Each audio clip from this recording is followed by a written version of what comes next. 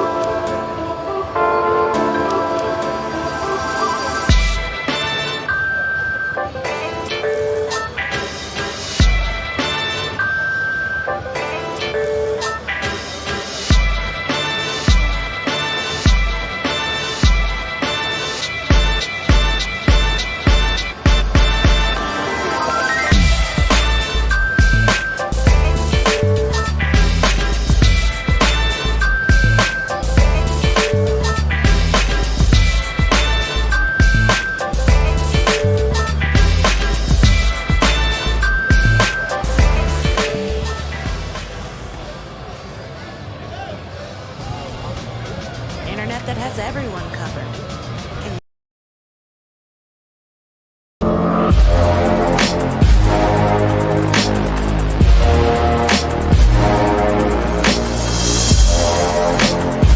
Hello everyone, and welcome to Inquirer Live at Gameday Central, presented by Xfinity. Today we're coming to you live from Lincoln. Eagles will host the Los Angeles reporter Josh Tolentino for the Phillies. My co-host and fellow beat reporter EJ Smith. EJ, It's going pretty good. Did you get a run on the mechanical bull before the show started? I did not. But the fans here, man, they've been lined up since about 6, 7 a.m., lined up down Broad Street, waiting to tailgate for this game. And, you know, we're going to get into the X's and O's and all Chargers and Philly Eagles at home throughout the season. We're coming to you live every game on the road, at home, and you can find us at Gameday Central, Inquirer.com/Gameday Central, where you'll be able to find all our coverage from our entire Eagles coverage team at the Inquirer, and more importantly, you'll be able to chat with us throughout the game, leading up to the game, and continue to chat with us in a segment called What You Said, which we'll get into later today. So yeah, let's just reiterate the link one more time for him, Josh. It's Inquirer.com/Gameday. What you said, and it's where we take the questions that you submitted. So make sure to submit those at some point during the next couple of days before the next game. All right, EJ, what is the latest with this team? A lot has happened since the team's last week's victory. It was a blowout victory at Detroit, and it essentially felt like a must-win game. They went ahead and did that in exciting fashion, blowing them out 44-6 at Ford Field. But a lot has happened since, specifically Tuesday's trade deadline, EJ. What's happened? What's the latest? Yeah, so I'd say the biggest thing that happened is that Fletcher Cox is still on the team. The Eagles were active in figuring out if there was a partner out there for him, but they didn't find anyone, so they kept him. And I think that it made sense to see if they could find something for him. You know, this is a defense that is turning the page over to some younger players. You know, Milton Williams had a really good game against the Detroit Lions. He plays the same position as Fletcher Cox. You're seeing Davion Taylor start to, not only play more, but even through the mistakes, they're going to let him play. So I'd say that Fletcher Cox still being here is the biggest story. Obviously, they had to carry Vincent for a late-round pick. That's the type of move that makes sense when you've got as many draft picks as the Eagles do. You know, take a flyer on a guy that you had some interest in the draft process and see what he looks like once he's in your building. So I'd say those are the two biggest trade deadline stories that came out of this week. Yeah, and quickly on that point with Kerry Vincent coming over from the Broncos, a young cornerback. He played at LSU. The Eagles, they're stacking up their young cornerbacks. I wrote about that this week. They've got 4 rookies, including their own pick, Zach McPherson. You know, who knows what they're planning heading into next season. But just rewinding really quick to Fletcher Cox, EJ, because I think that's important. He's obviously going to be a legend. Once his career wraps. I mean, that's how he's remembered right now in Philly. Still has a major impact on this team. EJ, on Tuesday, we were at NovaCare Complex just across the street, meeting with the coordinators, Jonathan Gannon, Shane Steichen, and Michael Clay. Right after that ended, EJ, we're walking back to our office, and Fletcher Cox in his white, I think it's a Lamborghini SUV, pulled up to the team facility. He parked where Jeffrey Lurie parks typically, right in front of the building. I thought something was going to happen. I thought, later that day we might hear some news with Fletcher. Obviously, he's still in here. Run it back real quick. What is the impact of having him here? And not just that. It seemed like the team kept him involved with the trade talks. You typically don't see that from a team that's trying to get value for someone that they're trying to trade. They didn't find a trade partner. Fletcher Cox is still here. What's his impact on this defensive line, especially, with emerging pieces like Javon Hargrave, like Josh Sweat? Yeah, I think that, the fact that you mentioned he parked where Jeffrey Lurie parks, I think that's telling of the standing he has in the organization. And there are a couple of players on this team that have that type of standing. I would say his impact on the defense, if I'm being completely honest with you, it's shrinking. He hasn't played as well as he has in years past. Javon Hargrave has been more of a difference maker. But Fletcher still commands attention on the defensive line. Even if he is struggling, teams have to game plan for him. So I do think that he's making an impact that way. But his play has to improve a little bit for teams to continue to pay that attention to it. Yeah, it seems like almost every week when we talk to opposing coaches leading up to the game, they almost always mention Fletcher Cox. So he's still definitely part of teams' game planning. Not making the impact that he's made earlier in his career, but still definitely a big part of this defense. Impact regardless. You talk about, before we get into who's hurt and who's healthy, EJ, a segue into that is some roster moves. Outside of the Kerry Vincent trade, they activated a tight end who you and I are familiar about, but many back home, many here waiting to enter the link are not familiar about. Tyree Jackson, one of the biggest guys on the team, a former quarterback at the University of Buffalo. He was activated this week from injured reserve. What will it mean to get him back? Obviously, Zach Ertz is not here anymore. Dallas Goedert is in that number one tight end role. What's your expectations for Tyree Jackson? Yeah, well, when they traded Zach Ertz to the Arizona Cardinals, Harry Roseman and Nick Sirianni both mentioned Tyree Jackson as one of the reasons they felt comfortable making that move. Tyree Jackson, I would say, is, again, we're familiar with him. We saw him during training camp, and he made a lot of plays in training camp. He's a big guy. He's kind of he looks a lot like Dallas Goedert here. Definitely taller. Yeah, a little bit taller for sure, yeah. But he seems like he's him. Some guys I don't think ever really figure it out. But I also want to make sure we pump the brakes a little bit. We've never seen this guy play in a game before. In a game, yep. Yeah, right. He has to prove it at this level. But I do think what we've seen from him so far is promising. I think he'll step into that number 2 tight end role in a receiving sense. I think Jack Stoll is still the best blocking reserve tight end they have, but as far as when they need to open up the field and they want to go into 12 personnel but still be able to throw the ball, I think we could see Tyree Jackson flourish in that type of role. You mentioned him not making an impact in the game. That's certainly true, but week 3 of the preseason was even wondering who's that guy. So we'll see here if Tyree Jackson is able to make an impact on that tight end depth chart. But the rest of the roster, with who's hurt, who's healthy, obviously the team is without Miles Sanders still, who's on injured reserve. EJ, outside of that, Miles Sanders on IR, JJ Arcega-Whiteside also missing today's game with his own ankle injury. But what's the impact of Miles Sanders being out? He's out for another game. Last week we saw what happened without him. The Eagles finally ran the ball, and not only that, they had 4 rushing touchdowns, 2 by Boston Scott, 2 by Jordan Howard. Do you expect the same today against the Chargers? Yeah, I do think that this coaching staff is learning about their team, and I think this team enjoys running the football. I think that they have a big offensive line. We talked about this last week. Jordan Mailata and Landon Dickerson, if you add up their collective weights, it's probably in the 700s or even maybe close to 800, honestly. So those are 2 massive guys. So, when you have that much strength on your offensive line, they want to run the ball. I don't know if you caught Devontae Smith mic'd up. He wants to run the ball. He tweeted a couple weeks ago, I don't know if I'm allowed to curse, so I'll say dang ball. How about that? I think this is a team that enjoys that identity, but at the same time, I don't think that we're going to see them throw the ball 14 times like they did against the Detroit Lions. I think you're going to have to see them be balanced. I think we're getting close.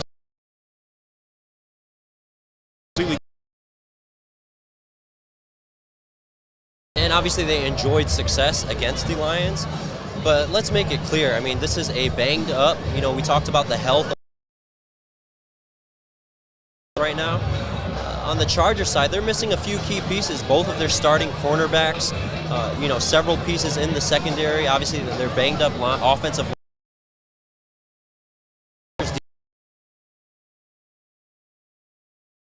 Devontae Smith, Quez Watkins involved. Jalen Rager is back after having an ankle injury and leaving last week's game. I'd like to see them take some shots downfield. I'd like to see them specifically, and this is someone I've mentioned really all throughout the season. Devontae Smith, they've got to get him involved. Over the past 3 weeks, he's had a season-low 4 and 3 targets. He's the most talented guy on that offense, in my opinion. The Heisman winner from last year. I think they have to get him more shots, and he has had a couple drops last week over the past 2 weeks. But the way to counter that is to get him involved. Slant routes, zip routes, curl routes. Easy ways to get him involved, which will open things downfield. But EJ, it's time to get into one of our favorite segments of the week, What You Said, and we'll discuss our reader comments, our reader questions, and reminder you can continue to submit those throughout the game at EJ. Our first one is from Sergeant 17. Line is not very good. If the Eagles' pass rushes were that sentiment, and I'd like to point out over the past 2 weeks, Justin Herbert rushes. So, do you expect Jonathan Gannon to deploy the same type of pressure today? Yeah, I mean, we saw them blitz a little bit more against the Lions. Doing that against good quarterbacks is tough. I mean, you can do that against Jared Goff and get away with it. It was the first time we'd seen it, so, it probably caught the Lions by surprise a little bit. But I would say that, will we see them rush 4? I think we will. I think we'll see that more than anything. And that's what you do against good quarterbacks. You have to be able to rush 4. You have to be able to get to the quarterback. You've seen that. Again, you saw the Ravens do it. They do it a little bit differently. They're more exotic with the way that they'll simulate pressure. They'll kind of bluff and show you different looks. But I think the Patriots are a better example. You might see more straightforward. Let's just see if our guys are better than your guys. I want to point out the Chargers. The right side of that Chargers offensive line is banged up and it's not very good. I think, we talked about Fletcher Cox at the top of the show. He's going to have a big game. I mean, if they're bringing attention over to Javon Hargrave, you need to see Fletcher Cox be able to take advantage of one-on-one matchups. Josh Sweat had 2 sacks last week. Can he follow up that performance? So I'd say that the Eagles' defensive line, if they're going to have a chance in this game, they have to play really well.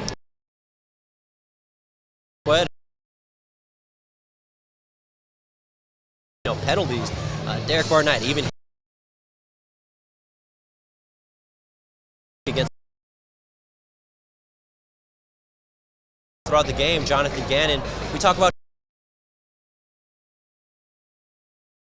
to blitz. He blitzed more last week. This week, I'm not going to expect much of the same. I'd be surprised if we saw blitzing.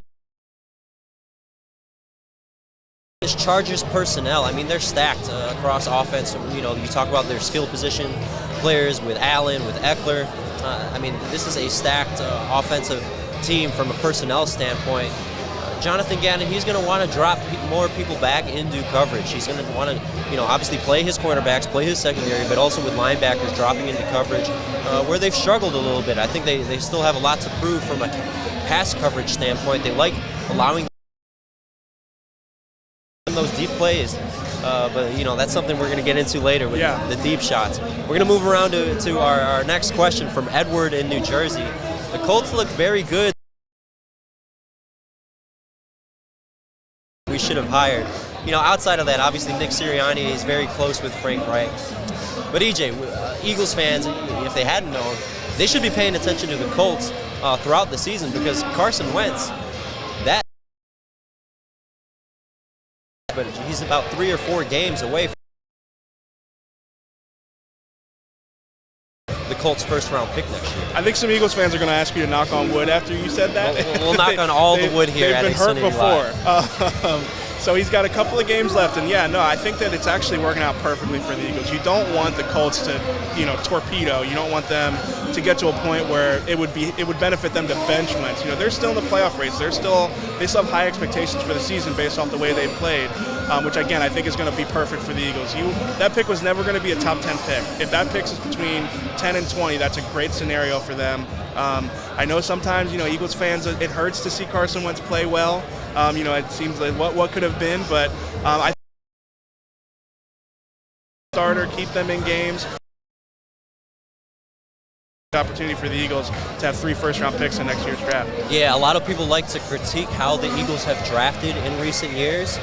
You can't deny, though, that the fact that they're on the verge of having 3 picks, possibly in the top 15, all 3 of those. You mentioned 10 to 20 for Indy's pick. I think Philadelphia's pick,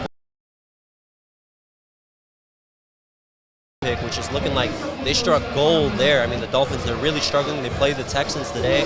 That could be a top 2, top 3 pick.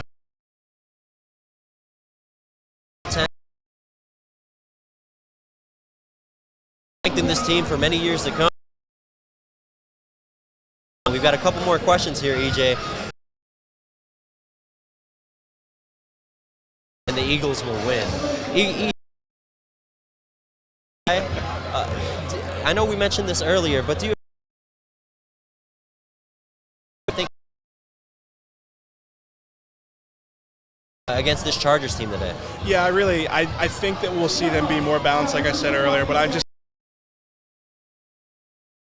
what the Chicago Bears are this year, like one of these teams that's running the ball 30, 40 times a game. You're only especially in a game when you know they have to pass. Yeah, and I want to point out, this is going to be this game has a chance to be a shootout. And if the Eagles don't get out to an early lead, they don't have a choice. They're not going to be able to just run, outside zone and speed option and read option and stuff like that. They're going to have to throw the ball. And I want to point out, you want teams to be multiple. You want your offense to be able to win in different ways. So I know that we've seen them run the ball and be effective that way against a bad Detroit Lions team, but good teams are going to take that away from you. Teams are going to dare you to throw the ball. I think we've seen that happen a lot this year, where teams have dared the Eagles to throw the ball and beat them through the air. The Eagles are going to have to prove they can do it. I think Jalen Hurts is going to have to prove he can do that. And that's an excellent point to bring up, Jalen Hurts. Last week we really saw a lot of pressure taken off of him. I think through the first 7 games of the season, we saw Jalen Hurts doing way too much, and not necessarily with stats, but just the pressure on him, his ability to obviously use his legs and take matters into his own hands. But it just felt like way too often he was, they love RPO.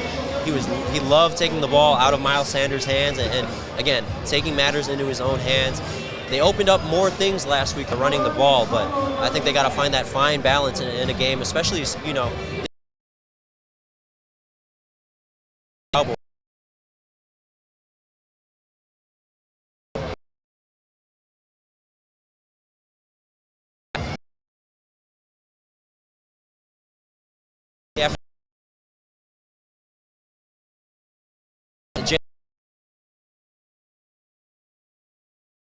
we've got says any given Sunday, give us this Sunday. We need a win at home. Don't quick. I think it's just been tough opposition coming to Lincoln Financial Field this season. They played. Yeah, that was a tough game. Yeah. The Bucs, the Chiefs. I know the Chiefs are struggling this year, but I mean they're still the Chiefs. Yeah. I think it's just been tough opposition. Another tough opponent here today at the Link. Yeah, I mean I don't think it's just tough opposition, and I love this city, and I love how after the Raiders loss, everyone needed to be fired immediately. They needed to bench Jalen Hurts. They needed to fire Nick Sirianni. Howie Roseman has to go. And now the conversation has shifted. If they win this game, they're in the playoff race. Can they win 8? Can they win 9 games? And not only that, this is Philly, EJ. I mean, everyone could see the fans filing into Lincoln Financial Field as kickoff gets closer. Xfinity Live is extremely packed right now. You wouldn't expect that for a team with the record that you'd have no has. idea that this is a 3-5 team, and I just want to maybe this is a little inside baseball, but I got in here 3.5 hours before the game, and there's still traffic. I mean, I feel like you can't drive anywhere around the Link on a Sunday morning, no matter how early you get here. Yeah, undoubtedly. Again, like what we mentioned earlier, fans lining up at Xfinity Live at Lincoln Financial Field as early as 6 a.m. this morning. That you do every